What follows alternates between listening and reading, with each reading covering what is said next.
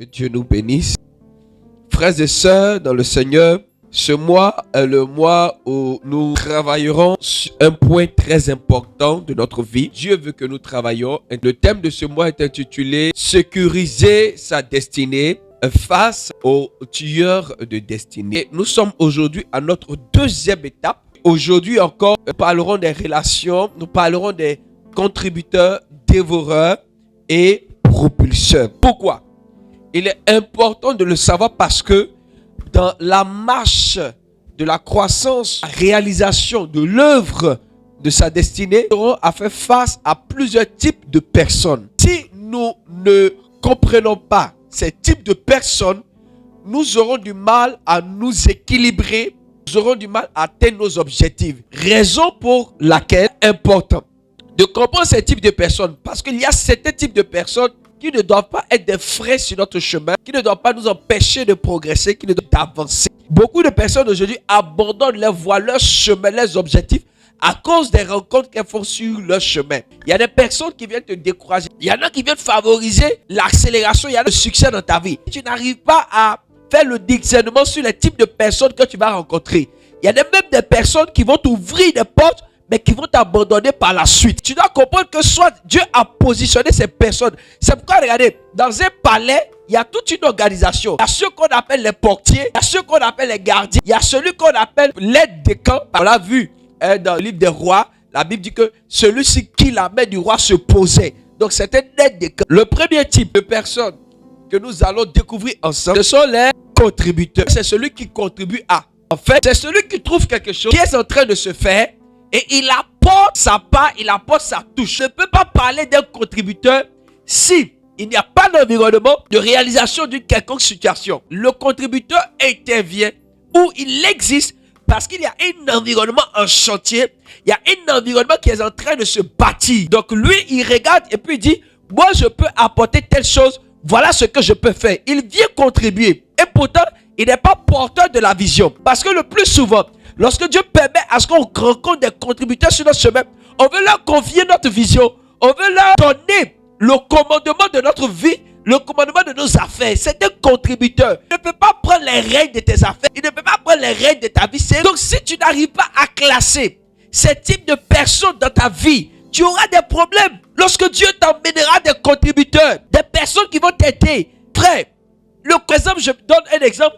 Le maçon n'est pas l'architecte. Pourtant, le maçon permet à ce que des pierres, des briques se posent au fur et à mesure pour élever la maison. Il contribue à la construction, mais il n'est pas le chef d'œuvre. À la vérité, celui qui est responsable de la maison, c'est celui qui est le chef d'œuvre, c'est lui qui est l'entrepreneur. Même le propriétaire n'est pas encore le responsable de la maison tant que la maison n'est pas finie. Il devient responsable de la maison quand on lui livre sa maison avec les clés. On dit désormais voilà ce que tu as dit, conformément à ce qui a été posé par l'architecte. Voici ce qu'on a réalisé et Dieu te donne. Souvent, nous pensons que quand Dieu est en train de construire notre vie, nous ne sommes pas encore responsables de certaines choses. Dieu peut te permettre aujourd'hui d'avoir certaines opportunités, d'avoir certaines ouvertures.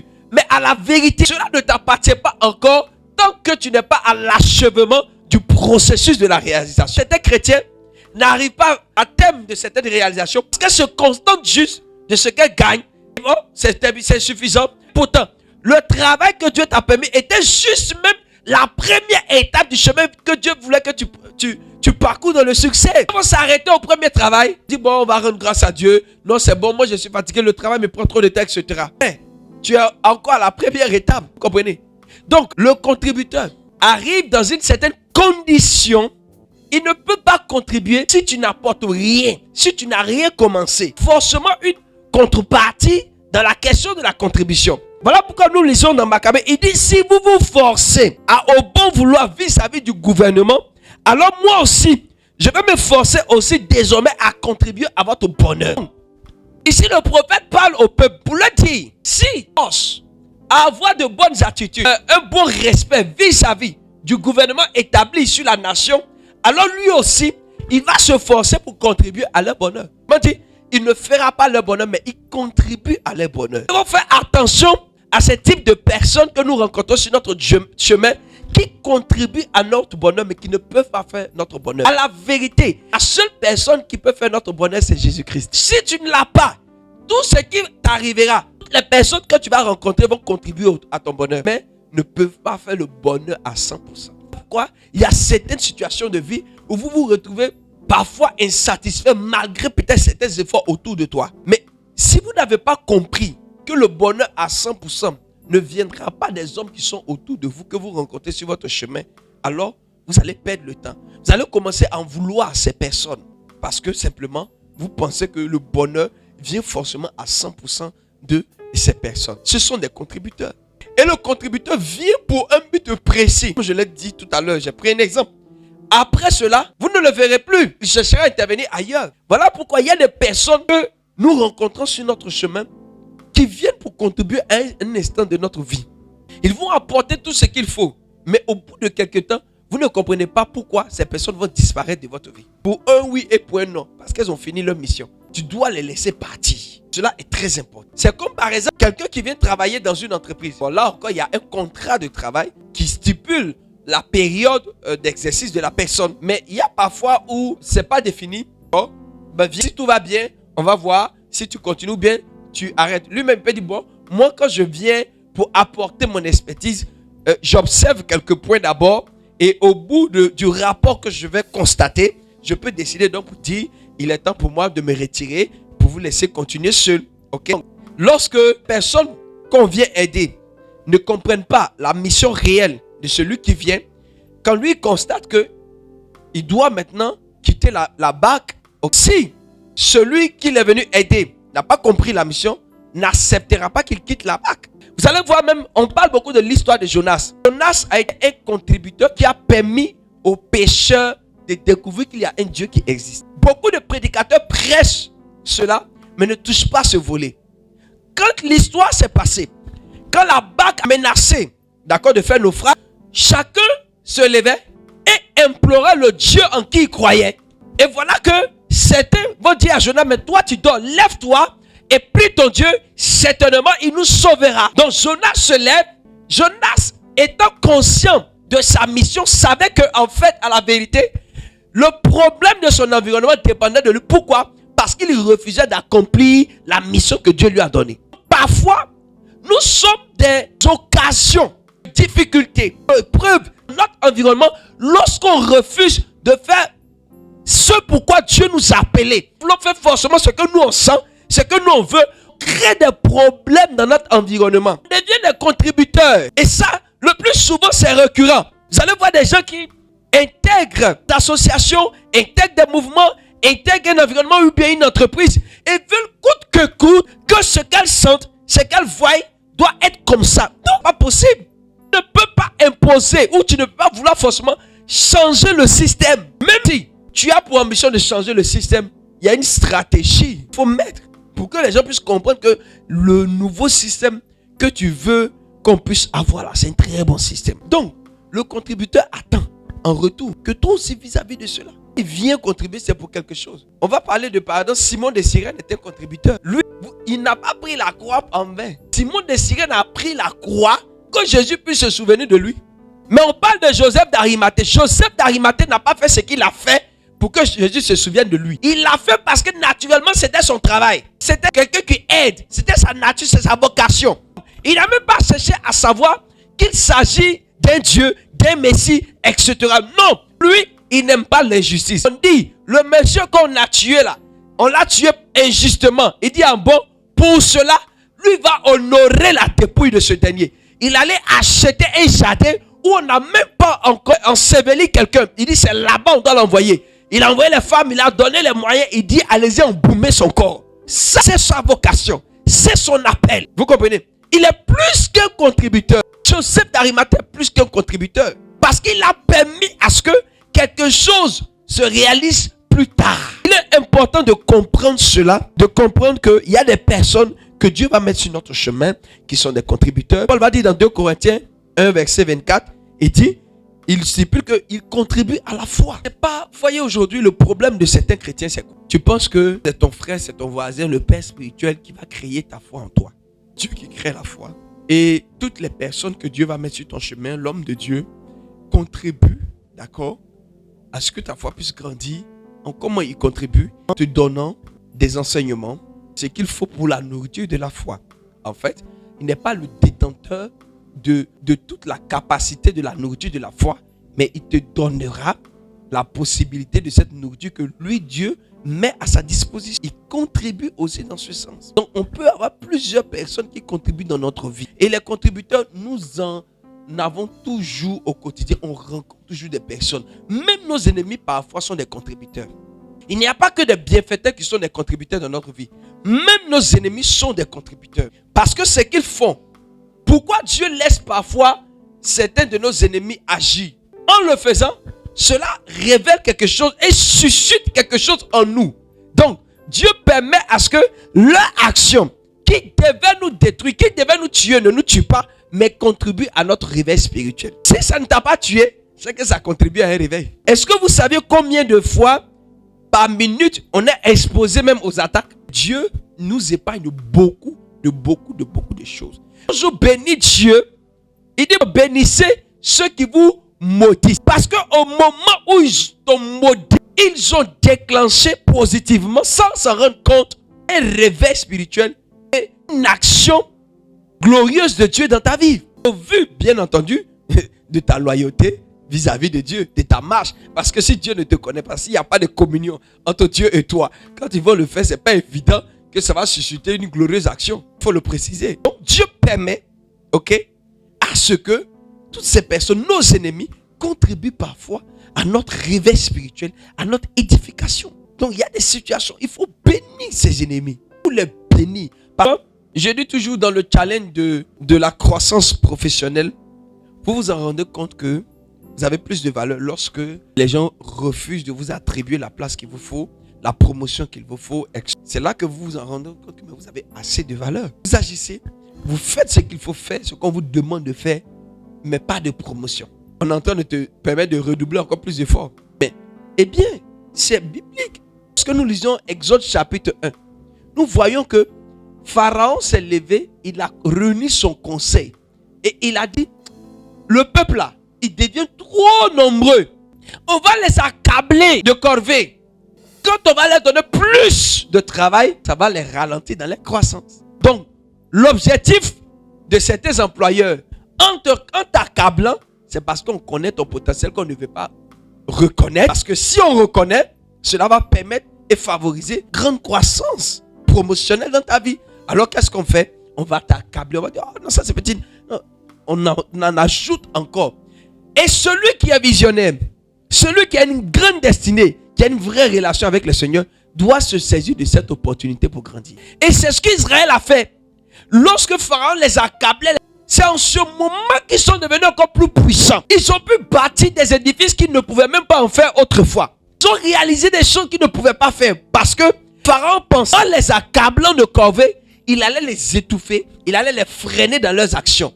Quand tu as une grande destinée, écoute-moi bien, peu importe les corvées qui se présentent sur ton chemin, peu importe les poids qu'on déposera sur ton chemin, ça va plutôt contribuer à ta croissance. Tu vas te servir de cela pour avancer. J'ai dit la dernière fois que les personnes de grande destinée apprennent à s'adapter au changement. Si tu n'apprends pas à t'adapter au changement, tu ne vas pas réussir dans ta vie. Il y a des gens qui sont limités.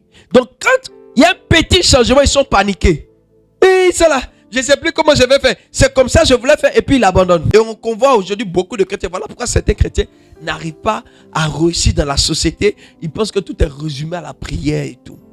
Il va aller beaucoup à l'église. Mais en ce qui concerne la responsabilité dans la société, il est en retard parce qu'il a abandonné. Puisqu'il y a eu des situations qui se sont présentées devant lui et qui l'ont empêché de progresser. Vous voyez? Donc, il est important de comprendre qu'il y a ce type de personnes que nous rencontrons. Et en général, on rencontre beaucoup de contributeurs. Même nous-mêmes, parfois, nous sommes des contributeurs dans la vie de certaines personnes. Mais ce que Dieu recherche, c'est qu'on aille au-delà de cela. Tu ne dois pas t'arrêter juste au stade d'être un contributeur. Tu dois être, c'est-à-dire arriver au stade d'être un propulseur, celui qui accompagne jusqu'à l'accomplissement de la destinée. Il faut aller au-delà d'être un contributeur dans la vie de tes frères et sœurs. Va, continue. Tu dois aller au-delà. C'est très important de comprendre très bien ce principe. Deuxième donc type de personne que je vais toucher, c'est les dévoreurs. Le dévoreur, c'est quoi? C'est celui qui vient étouffer les efforts. C'est celui qui vient détruire ce qui est déjà fait. C'est celui qui ne fournit aucun effort, mais qui prend plaisir à gâter. Un dévoreur. Et parfois, on rencontre ce genre de type de personnes dans notre vie de tous les jours. Des gens qui prennent plaisir à vous faire du mal. Des gens qui prennent plaisir à vous nuire. Des gens qui prennent plaisir à freiner vos élans, vos efforts. C'est des dévoreurs. Parce qu'à la vérité, lorsqu'ils font cela, ça absorbe ton effort. Ils se disent, en le faisant, ils vont donc prendre ta place. Donc, le dévoreur te voit en concurrent. Lui, il te voit en concurrent. Les personnes d'une bonne destinée, une grande destinée, doivent comprendre qu'elles ne sont pas en concurrence avec quelqu'un. Parce que accepter que vous êtes en concurrence avec quelqu'un, cela voudrait dire que vous avez la même destinée. Vous n'en avez pas. Vous n'avez pas la même destinée. Si vous n'avez pas la même destinée, c'est que vous n'êtes pas en concurrence avec quelqu'un. Et donc, si vous commencez à vous voir en concurrence avec un frère, avec une soeur, peu importe l'activité, ça veut dire que vous n'avez pas encore découvert réellement le potentiel ou la valeur que vous êtes. Voilà pourquoi vous vous donnez à ce genre de concurrence déloyale. Ça n'a aucun sens, qui est une perte de temps. Donc, vous vous classez donc dans la catégorie des dévoreurs. Les personnes qui prennent leur temps à se mettre en concurrence avec les autres sont des dévoreurs. Fais ce que tu as fait, travaille, agis, pose les actions positives que tu as à poser. Et tu verras que les choses se feront telles que Dieu l'a assigné à ta destinée. Quand tu veux forcément regarder, il a fait ça matin, ok, moi ici, il fait comme ça le soir. On va voir, nous tous allons montrer qu'on peut faire. Si tu te concentrais sur les objectifs que Dieu t'a donnés et la mission que Dieu t'avait donnée, tu allais arriver loin. Tu allais arriver loin. Parce que tu t'es mis dans une posture de dévoreur même, vous voyez. Et aujourd'hui, beaucoup de chrétiens se laissent séduire de cet environnement, à cette catégorie de personnalité, pour devenir aussi des dévoreurs.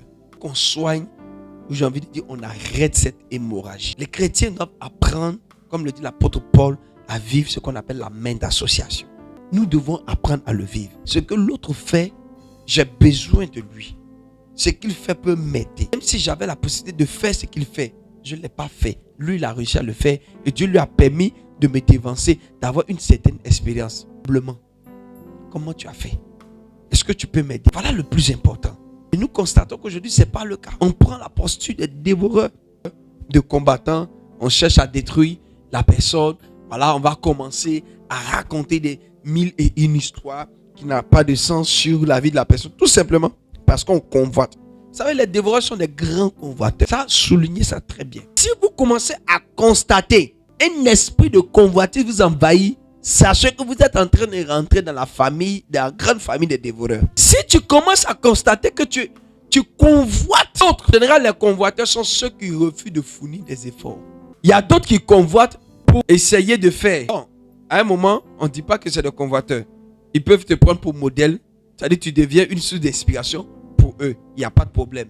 Donc, on les enlève parce qu'on regarde le résultat pour savoir s'il a été convoiteur. Si le résultat a montré autre chose, il n'a pas été convoiteur. Il s'est juste inspiré. Donc, celui qui s'inspire reconnaît aussi la source d'inspiration. Il honore la source d'inspiration. Parce que si tu n'honores pas la source d'inspiration, si tu ne reconnais pas que tu t'es inspiré d'eux, c'est que tu es un convoiteur. Mais quand tu reconnais que tu t'es inspiré de cette source, de cette personne, donc tu reconnais le travail de l'autre, tu apprécies son travail, tu honores son travail, raison pour laquelle tu as voulu essayer de faire mieux que la personne, mais pas comme la personne. Et le convoiteur fera pareil. Il va chercher à réaliser de façon identique, tout simplement pour quel but? Pour qu'on dise, elle n'est pas la seule à pouvoir faire. On peut faire. Vous voyez la différence?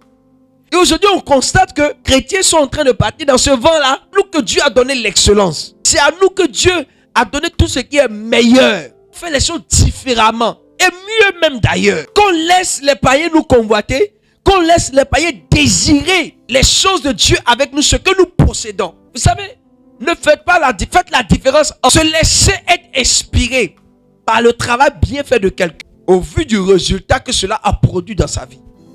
Ce n'est pas de la convoitise. Par exemple, vraiment, tu regardes. Vraiment, elle a travaillé. Quand on regarde aujourd'hui, elle a une grande marque. Elle a une grande boutique. Ok?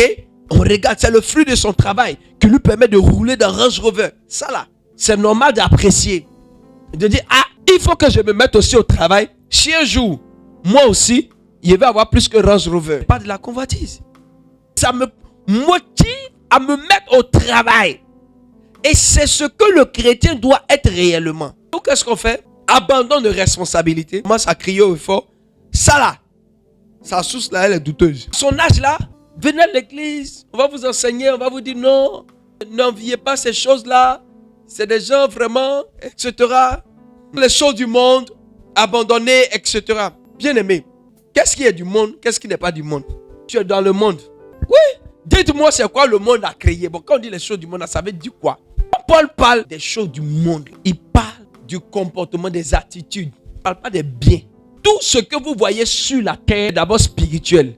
Dites-moi, qu'est-ce que le diable a créé? Vous savez, soyez un peu responsables pour chercher à avancer. Vous savez, quand les gens commencent à faire ce genre de raisonnement, c'est des personnes qui ne veulent pas voir la réussite des autres. L'évangélisation prend en compte plusieurs détails. D'ailleurs, pourquoi on évangélise même dans le monde? On ne peut pas aller évangéliser au ciel. Si Dieu veut qu'on évangélise dans ce monde, c'est que nous devons chercher à modifier les standards. Tu veux évangéliser des personnes qui font mieux que toi. Toi, tu veux évangéliser des personnes qui font réunion où ils vont se retrouver en week-end dans quel pays pour aller. C'est-à-dire, leur lieu de réunion là. C'est le lieu où toi tu rêves le jour de ton mariage pour aller visiter. Oh, eux, c'est là, ils viennent se mettre pour faire leur réunion juste pour décider le week-end prochain on va où. On va les évangéliser comment? Par quelle stratégie? Comment toi tu veux évangéliser un riche pendant que tu es pauvre? C'est que tu dois prouver aux riches que tu as mieux que lui. Sinon, si on veut regarder par le bien là, lui il ne va pas t'écouter. Zachée était riche, mais Zachée n'était pas populaire. Ce qui a attiré Zachée à respecter Jésus. On n'a pas fait mention de la richesse de Jésus, mais Jésus avait ce que un riche devait avoir pour se faire des amis. Lui, il n'avait pas cet argent. Mais quand il se déplace, tout le monde veut marcher à lui. Tout le monde veut le toucher. Qui est cet homme? Il est plus populaire que celui qui est. Oh, aujourd'hui, la richesse rend populaire. Quelqu'un qui n'a pas l'argent, il est assis au village. Qui le connaît? Il n'a pas l'argent même pour s'acheter portable. Il va devenir populaire comment? Aujourd'hui, pour être populaire, il faut communiquer. Mais la communication là, ça demande, hein? Ça, oui. Quelqu'un qui n'est rien, mais la communication, mais la communication, elle est coûteuse. Il y a un prix à payer. Pouf, c'est fini. La personne devient célèbre. Donc Jésus avait cela. Zachée avait dit, le gars là. Mais en plus de cela, même l'habillement, le vêtement de Jésus était unique. Nulle part la Bible dit, il y avait quelqu'un qui avait le même modèle dans une autre vitrine. Jamais. Sa tunique était cousue d'une seule couture. Quand la Bible prend soin de faire mention de cela, même les riches autrefois n'en avaient pas. On pouvait dire, il avait la même tunique que César. Ou bien il avait la même tunique que Ponce Pilate. Pourquoi on n'a pas dit ça? D'une seule couture. C'est-à-dire, pour les autres, il y a au moins deux coutures. Mais pour lui, là, c'était une seule couture. C'est-à-dire la distinction dans son vêtement. Preuve, lorsque les soldats se sont rendus compte que c'était de tel type de vêtements, ils disent on ne doit pas déchirer, tirant au sort. C'est pas, ils ne savaient pas. Ils nous ont arraché le vêtement. Et après, ils se sont rendus compte que ce n'était pas n'importe quel vêtement qu'ils portaient. Ils ont dit tirant au sort.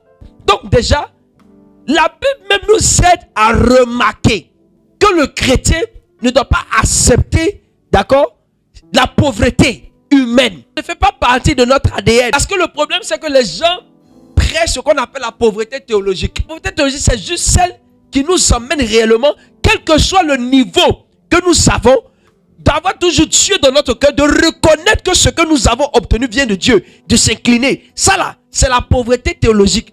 Mais les gens font une confusion. Ne confondez pas la misère, la pauvreté même évangélique. La pauvreté de l'évangile, c'est ça qu'on appelle la pauvreté évangélique. Pas dénomination, non, religieuse. Quand on dit à la vérité, le thème évangélique fait référence aux évangiles. Après, les gens ont pris pour faire dénomination de groupe religieux. Si je dis la pauvreté évangélique, je vais parler de ce que l'évangile enseigne sur la pauvreté. Donc c'est très important de le savoir. Et donc, quand tu ne comprends pas ça, tu deviendras un dévoreur.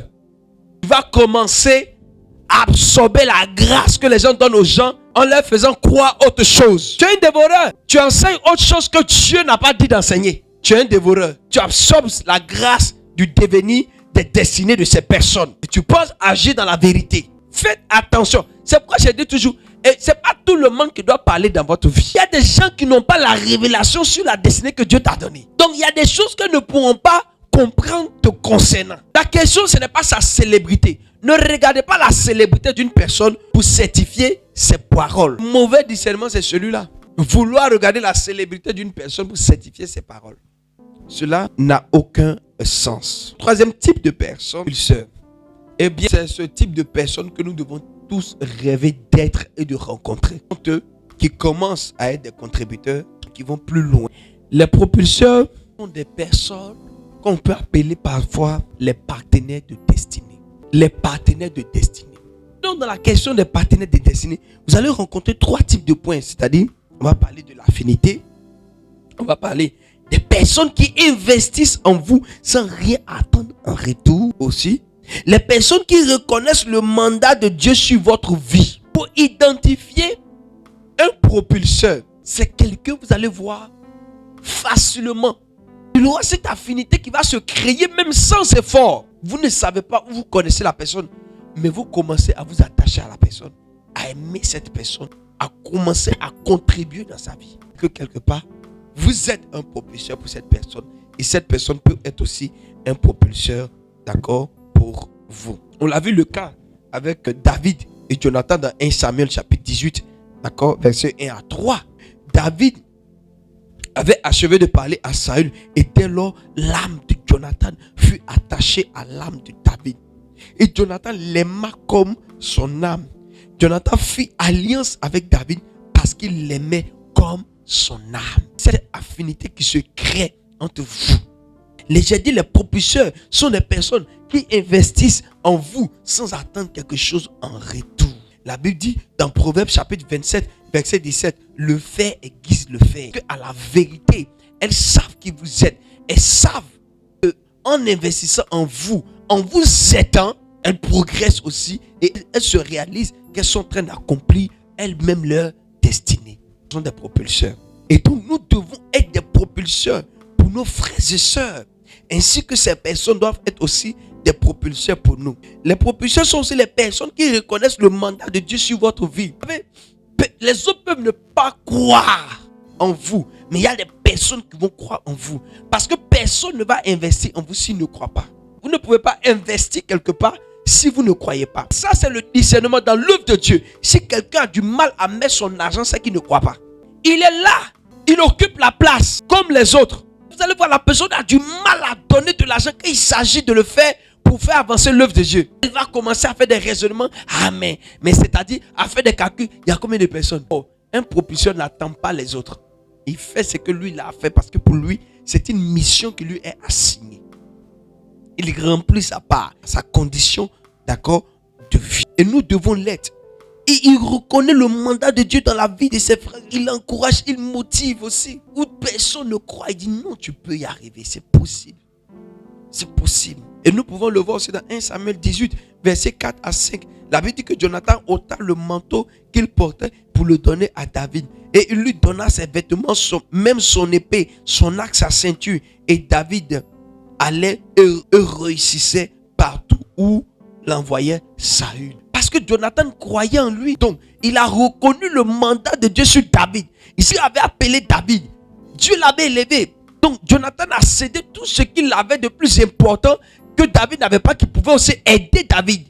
Un contributeur. Mais il veillait à ce que l'investissement qu'il a eu à faire là se réalise. Surpasse le contributeur, devient propulseur. Parce qu'il va jusqu'à l'achèvement de la réalisation de la mission que Dieu a donnée à David. Lorsque son père a voulu tuer David, il s'est levé et il allait révéler, voici le projet de mon père, lève-toi, pas ici, comme ça il ne va pas t'avoir. C'est un propulseur. Il ne veut pas que sa destinée s'arrête. Il ne veut pas que la mission que Dieu lui a donnée s'arrête. Donc il se soucie du lendemain de David. Il se soucie de ce que David va faire demain, où David va arriver demain. Propulseur. Pourquoi? Dans la vie, quand il y a des gens qui se soucient de vous, quand il y a des gens qui se tuent pour vous, faites garde de veiller à ça. Vous en chercherez demain sans en trouver. À la vérité, c'est un dévoreur. Et toi, tu penses qu'il est en train de bien faire, l'entrée de t'aider. Lui, il cherche, il y a quelque chose qui sait qu'il va gagner. Donc, c'est très important que nous devons être des propulseurs dans notre génération. aidons les gens. Vous savez, le problème aussi, c'est quoi? Les gens veulent attendre toujours l'aide des autres. Non. J'ai dit, en aidant, tu deviens plus grand. C'est toujours quoi? Il y en a qui la main qui demande est toujours en bas. C'est pas ça? Donc, la main qui est en haut, c'est la main la plus grande alors. Donc, si toi tu aides, c'est-à-dire si toi tu donnes, c'est que Dieu te grandit. Voilà pourquoi la Bible dit il y a plus de plaisir à donner qu'à recevoir. Les gens ne comprennent pas. Donc, dans l'œuvre de Dieu, quand tu donnes, tu grandis. Tu deviens plus heureux que celui qui reçoit. Les fidèles s'enrichissent que les hommes de Dieu. Si tu ne t'enrichis pas, fais attention de comment tu fais. Avec quelle main tu donnes? Parce que donner avec la main gauche n'est pas le même geste que la main droite. Tu donnes comment? Parce que ce que vous ne savez pas, l'offrande a une capacité de rachat. Aucun sorcier ne va vous attaquer sans au préalable faire un sacrifice. Impossible. Si le diable sait que c'est comme ça, le monde spirituel fonctionne, toi chrétien, tu attends quoi? C'est quel chapitre 5, verset 10. Prenez-moi, c'était un verset que je voulais vous donner concernant même les dévoreurs. Jusqu'où cela va? La concurrence déloyale. Où les pères dévorent leurs enfants, les enfants aussi dévorent les papas. Afin de dévorer là, c'est pas amusement. Les enfants aujourd'hui qui veulent se concurrencer maintenant à leur papa, c'est pas possible. Vous savez, c'est une folie. Parce qu'aujourd'hui, tu as une certaine visibilité, une certaine opportunité de dire que la personne qui t'a attrapé les mains pour te faire traverser le Jourdain, tu es plus élevé que cette personne. Possible. Tu ne peux pas être plus élevé que le vieillard. Saül a précipité sa chute lorsque il s'est dit, je suis le roi de tout. Le vieux Samuel là même là, on peut s'en passer de lui. Depuis même on l'attend même, c'est-à-dire il traite ses pas, il se prend pour qui? Moi le roi il attend. Saül dit, s'il ne vient pas, envoyez-moi les bœufs là. Je vais procéder rapidement au sacrifice. Dieu attend, il y a longtemps Dieu attend. Il a fait le sacrifice, il a fait le rituel. Il a bâti l'autel. Il a fait le sacrifice. Et le vieux Samuel arrive, il prend tout son temps, parce que c'est lui. Il arrive, on dit non, monsieur, tu es en retard. Il dit par rapport à quoi? Il dit non, on a fini, vous avez fini comment? On dit, ah, le roi dit, comme tu as duré, donc lui-même il a géré le sacrifice. Comme il a la couronne en or, le sceptre royal, donc pour lui, agit partout quoi.